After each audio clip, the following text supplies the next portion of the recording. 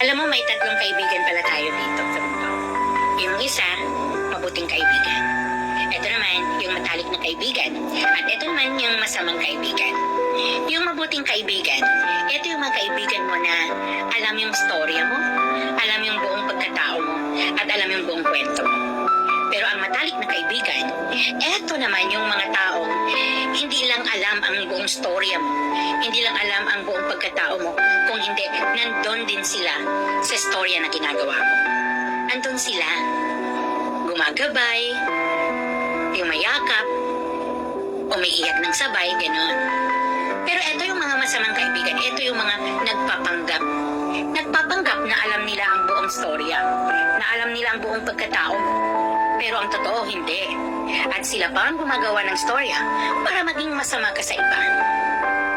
Kaya, alam mo, napag-isip-isip ko talaga na dito sa mundo, you have to think a million times before you give your trust to a certain person.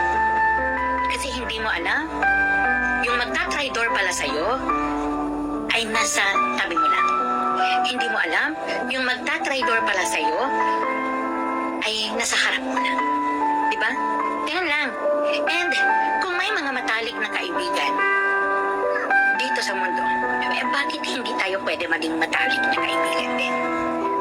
Kung sila nga, kaya nila maging matalik na kaibigan natin, bakit tayo hindi pwede ibigay din ang gusto nila na matalik na kaibigan? Alam mo, lahat ng mga tao ninanais yang magkaroon ng matalik na kaibigan. Kasi yung time na if you were down, nandyan siya parate, yung hindi ka iiwanan. Kasi nga, matalik na kaibigan, alam mo talaga yung story mo. At saka pag matalik na kaibigan ka talaga, hindi ka makikinig sa story ng iba.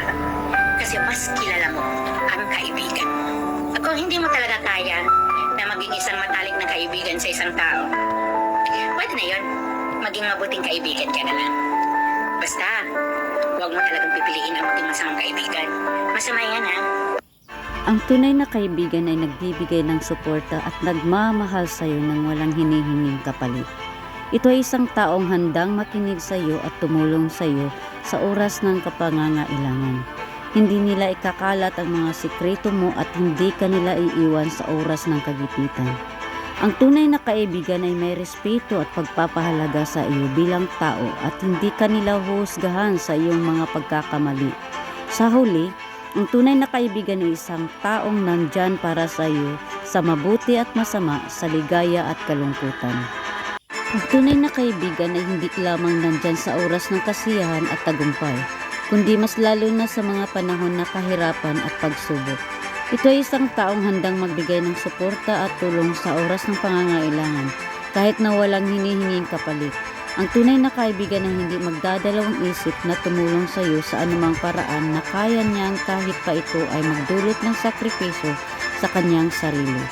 Ito ay isang taong hindi ka iiwan sa gitna ng mga problema at hindi ka hahayaang mag-isa sa iyong mga laban. Sa huli, ang tunay na kaibigan ay isang taong nagmamahal at nagtataguyod ng inyong pagkakaibigan sa kabila ng mga pagsubok at hamon ng buhay.